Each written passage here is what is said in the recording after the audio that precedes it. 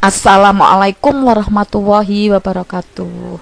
Untuk mengukur kedalaman laut ternyata bisa menggunakan sonar. Di mana sonar itu singkatan dari Sound Navigation and Ranging.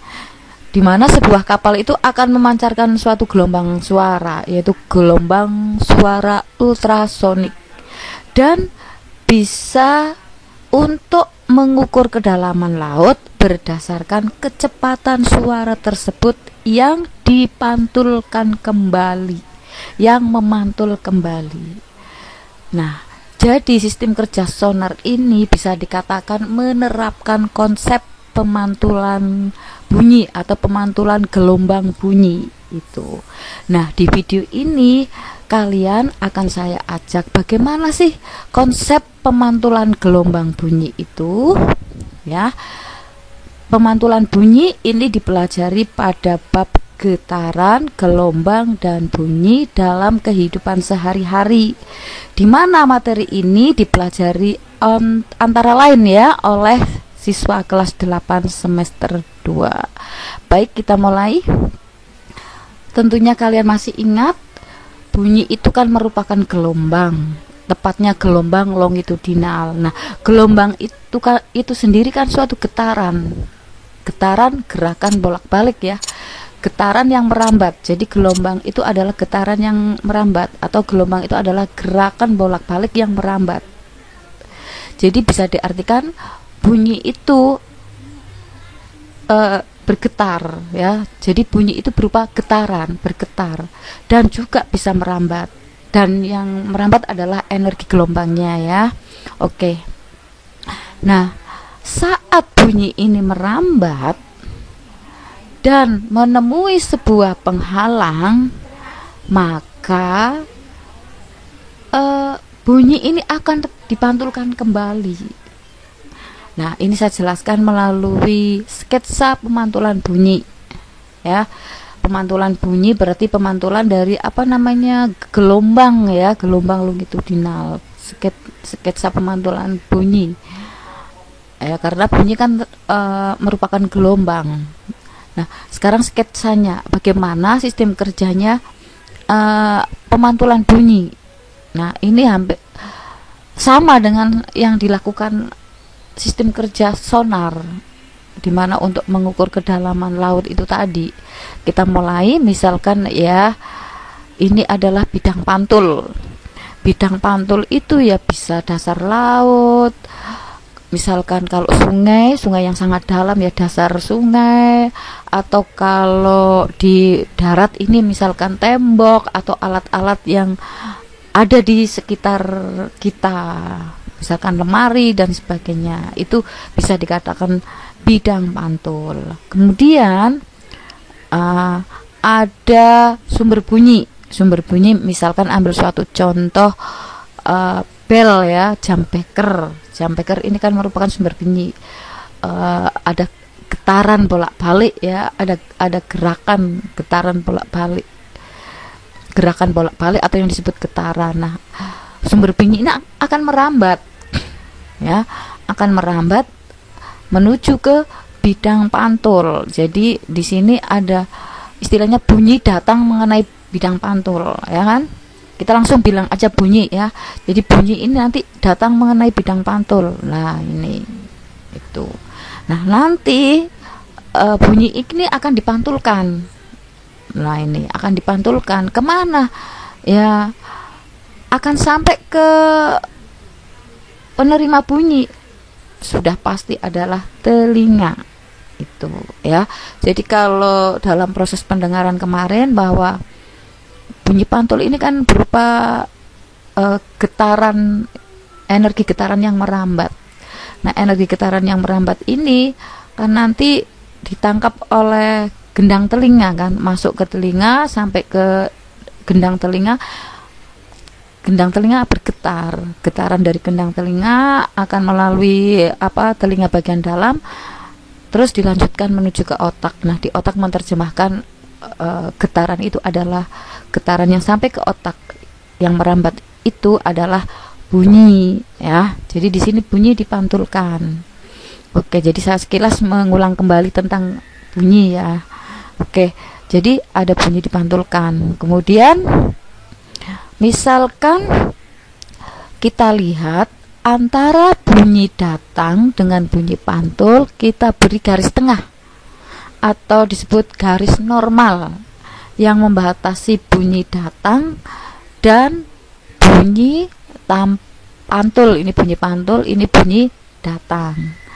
Maka akan terbentuk dua sudut yang sama besar, yaitu ada sudut datang, sudut yang dibentuk antara garis normal dengan bunyi datang, dan ada sudut pantul, yaitu sudut yang dibentuk antara garis normal dengan bunyi pantul, di mana dua sudut itu nilainya sama. Misalkan sudut datang 30, maka sudut pantul juga 30 derajat ya.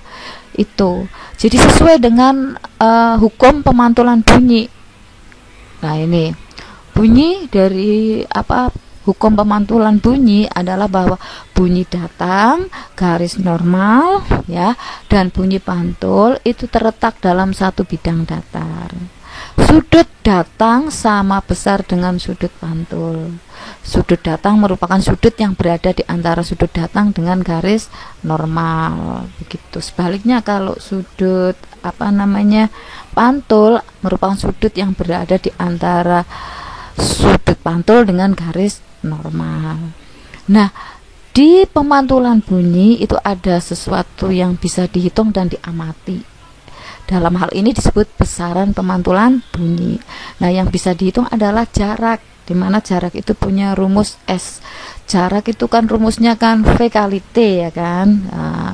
Nah, ini dibagi dua. Mengapa dibagi dua? Karena jaraknya kan ada dua, yaitu jarak dari bunyi pantul dan jarak pada bunyi pantul, jarak pada bunyi datang dengan jarak bunyi pantul. Maka dari itu dibagi dua ya. Jadi saya ulang, jarak pada pemantulan bunyi itu S sama dengan V kali T bagi 2. Dibagi 2 karena di sini ada dua jarak, yaitu jarak bunyi datang dengan jarak bunyi pantul. Nah, S itu adalah jarak, bisa juga untuk mengukur kedalaman. Kemudian V-nya itu cepat lambat gelombang. T-nya sudah pasti waktu per sekon. Oke, kita latihan soal. Tapi sebelum latihan soal, saya tunjukkan sketsa, macam-macam sketsa pemantulan bunyi ya. Ini ada bentuk seperti ini ya. Ini ada juga seperti ini. Misalkan ada seseorang bersuara keras di dekat tebing itu ya, dinding tebing, maka sketsanya seperti ini. Ini atau saat kalian bersuara di depan tembok juga seperti ini. Jadi bidang pantulnya adalah tembok gitu ya. Atau lemari bisa juga, almari ya. Jadi sketsanya bisa dalam bentuk seperti ini, tapi konsepnya sama. Ada sumber suara, ada bunyi datang, ada bunyi pantul, dan dilengkapi dengan garis normal. Dan tentu ada dua sudut ya, yang nilainya sama besar. Yang berikutnya sketsa ini sudah tadi ya. Yang berikutnya adalah ini sketsa pemantulan bunyi. Contoh itu tadi menghitung kedalaman. Nah, bisa kedalaman air laut misalkan. Nah, ini sketsanya. Jadi dinding pantulnya ada di bawah, karena dasar laut kan ada di bawah ya kan. Oke, sekarang kita masuk latihan soal. Misalkan bunyi pantul terdengar 0,2 detik setelah bunyi aslinya. Jika cepat lambat bunyi dalam air laut 1500 meter per sekon, hitung kedalaman air laut. Oke, kita masuk penyelesaiannya ya, bahwa diketahui T sama dengan 0,2 detik. Kemudian cepat lambatnya 1500 meter per sekon.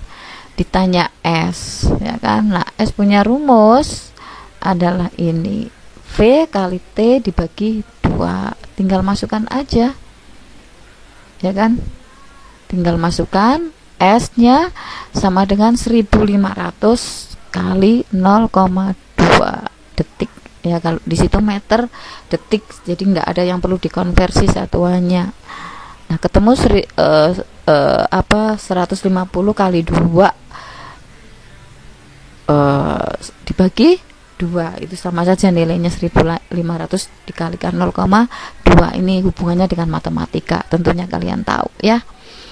Nah, sekarang ketemu berapa S-nya? 150 meter. Jadi kedalaman laut adalah 150 meter. Oke, kita lanjut latihan soal yang kedua.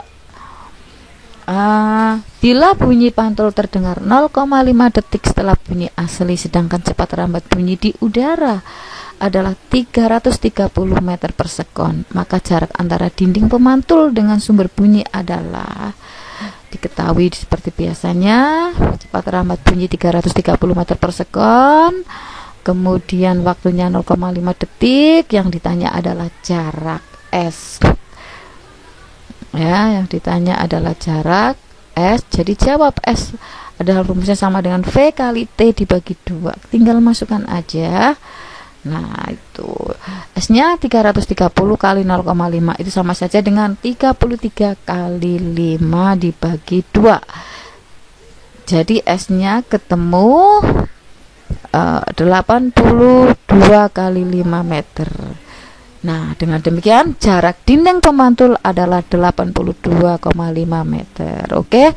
Nah, untuk selanjutnya nanti kalian akan saya ajak macam-macam tentang pemantulan bunyi. Tunggu ya pada video berikutnya. Sampai jumpa.